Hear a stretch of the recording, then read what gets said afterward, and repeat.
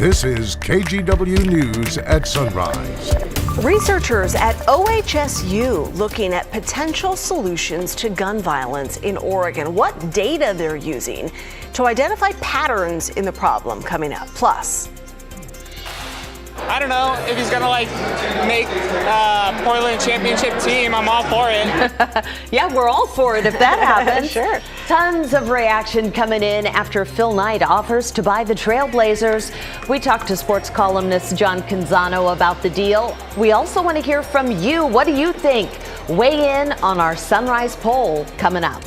We cannot promise you a Blazers championship this morning, but we can offer you donuts. It is National Donut Day, and we are celebrating here in the Rose City, right there at Blue Star Donuts.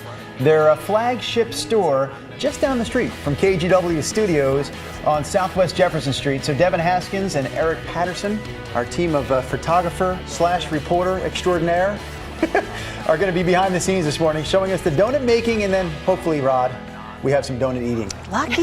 Yes.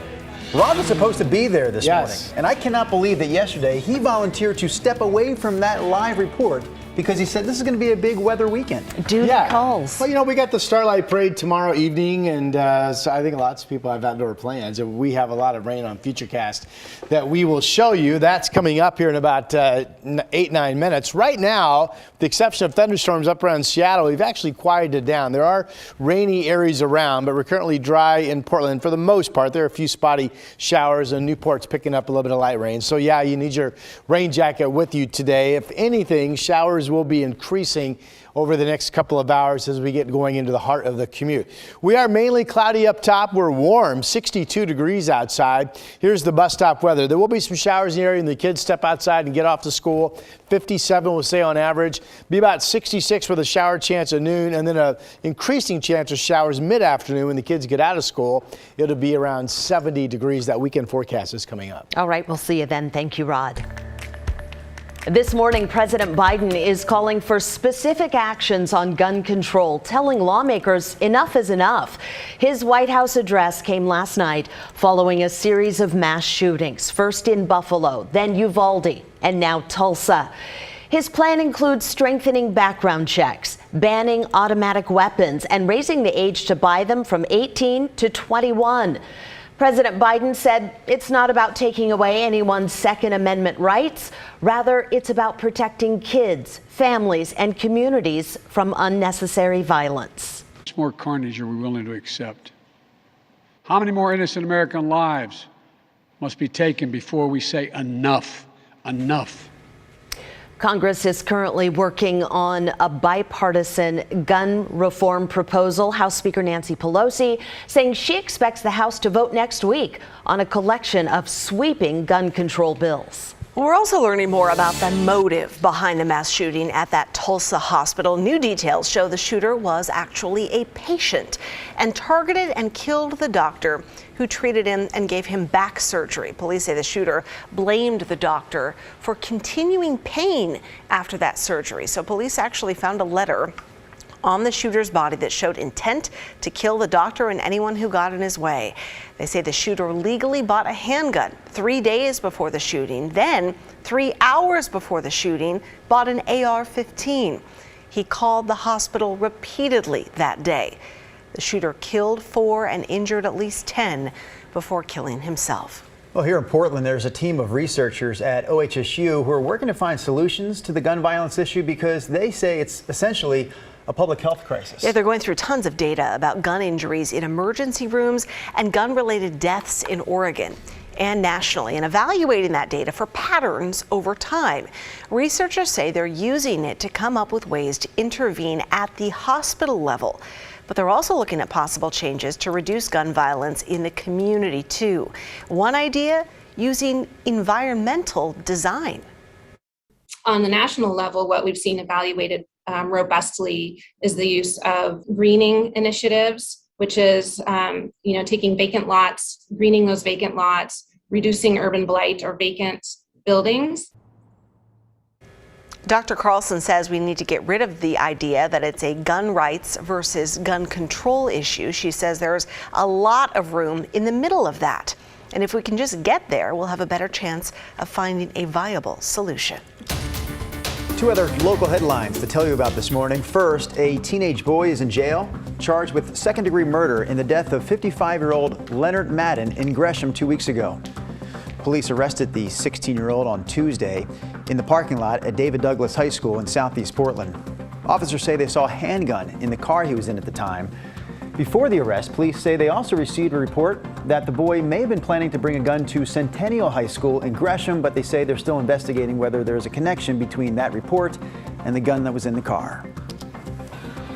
A new report from The Athletic says the WNBA is looking to expand, and Portland is on a list of 10 to 12 cities that are considered possibilities for a new team. The league is hoping to add at least one and maybe two teams as early as 2024. The last time the WNBA expanded was 2008 when the Atlanta Dream entered the league. And that's a look at two of this morning's local headlines.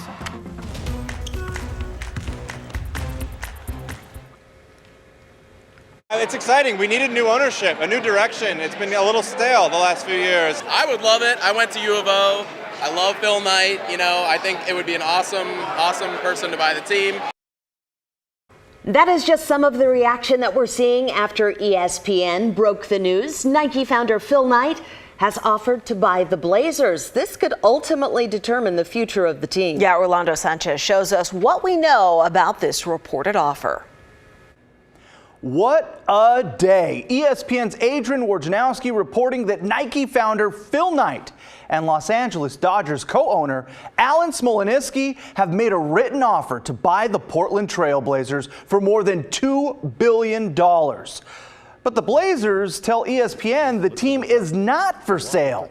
John Canzano told us on Sports Sunday it's only a matter of time before the team is sold because the late Paul Allen had instructions to liquidate his trust after he passed away. And the plan was to put the franchise on the auction block. Canzano said the desired price is around $3 billion. He tells us Phil Knight met with NBA Commissioner Adam Silver on two separate occasions over the past month. Canzano says selling the team tonight is the best move. If you're a Blazer fan, or if you're a resident of the state of Oregon or Portland, this is an anchor move for a franchise that has felt adrift. If this happens, the Trailblazers' entire trajectory changes in a positive way. So I think this is, Blazer fans, I think you're right to be excited by this. And I think you're right to celebrate it, because if Phil Knight wants this to happen, this is going to happen. Knight was born in Portland, has roots in the state of Oregon. He's 84 years old, and this would add to his legacy. Orlando Sanchez, I think they're both right? Cleveland High School grad, U of O, one of the biggest brands in sports. Why not? I'm surprised, I guess, that I never really heard his name attached to this idea before. Because the minute Paul Allen passed away, we knew that the Blazers would probably change hands at some point. And this is the first time yesterday we heard that in the news, and we're like, what? Did you say Phil Knight? What's that report? I think it's pretty exciting if Phil Knight is able to keep the Blazers here, which I think he would, and if he's all about winning that championship that has now eluded the city for almost 50 years. 84, though, is interesting, but I guess you bring in that LA Dodgers co-owner, and there's a contingency plan for what happens afterwards. But yes, I mean, he is Oregon through and through, and Uncle Phil to the rescue once again. Before we get Rod Hill's thoughts, what about your thoughts? What do you think about this idea of Phil Knight offering to buy the Trailblazers? Look at that. It's early, folks, but yeah, look at that. He just opened up the polling here. 100%. Three choices. Yeah, I'm excited being one. I prefer someone else being another, and I don't care being the third choice on the table. You can go to our KGW Sunrise Twitter page to chime in on this poll this morning. Excited? Someone else, please. Don't care. So picture this, if you're on the fence. Imagine if they have a promotion. Get a free pair of Nikes with a beer purchase when you're at the game. With a beer purchase. Nike Night at the It's going to be the other way around. Like, maybe we'll throw in a beer for you if you buy some shoes. All right. Let's talk about the weather. We are seeing showers. My colleague Chris McGinnis just stepped in. He goes, Rod, it's raining outside. So Chris found himself underneath one of the, here they come, pop, pop, pop, underneath one of those showers that are starting to move in. Our modeling does pick up rain shower activity over the next couple of hours. There's what we're seeing right now, everything coming up from the south. No threat of any thunderstorm activity activity today, including over the Cascades. The only thunderstorm chance today looks to be out across far eastern Oregon. We did have severe storms yesterday afternoon, fire up around Mount Hood. Here are the temperatures. We're still at 62, coming off of that 81-degree high temperature that we had out at the airport yesterday. It's 40s and 50s out east. Here's Futurecast. There's the showers that are starting to pick up, passing through us at 7:30, and I'll stop it at 2:30. There's another wave of rain coming through, then that kind of breaks up, and then we go into this evening. So cloudy skies, showers around, but really not a terribly wet day, and I think we'll have at least as much dry time as wet time. That's today. Let's get you rolling into the weekend. Here's tomorrow morning. This is a wall of steady rain starting to move in. Tomorrow's a bit of a question mark in terms of could it be raining steadily every single second of the day, or will we get some breaks and then it's raining for a couple of hours, and then we get a break and then it's raining for a couple of hours. That's one of those two ways it will play out. Here we are at 1:30. What seems to be the high confidence call for the weekend is that the front comes in tomorrow evening. So Saturday evening will be the bullseye of the heaviest rain that we will see throughout the weekend. Of course, Saturday evening is the Starlight Parade. Here we are at 5:30.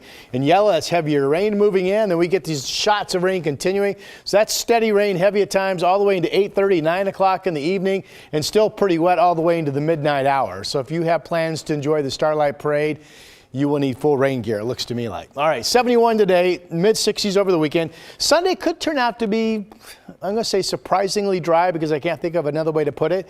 There will be showers Sunday, but perhaps we open up some nice dry time, and then we get warm again next week and 83 on Thursday, and that is your forecast. All right, Rod, and here comes your favorite part of the show. Donuts. Yes. On Sunrise this morning. It's National Donut Day, so we celebrate the occasion just down the street from our studios at Blue Star Donuts. Look at that. Recognize that face? That's our own Devin Haskins there, trading in his reporter's microphone for the gloves to make the donuts this morning. I guess they need some help on National Donut Day. We'll have a live report on the donut making on this Donut Day next on Sunrise.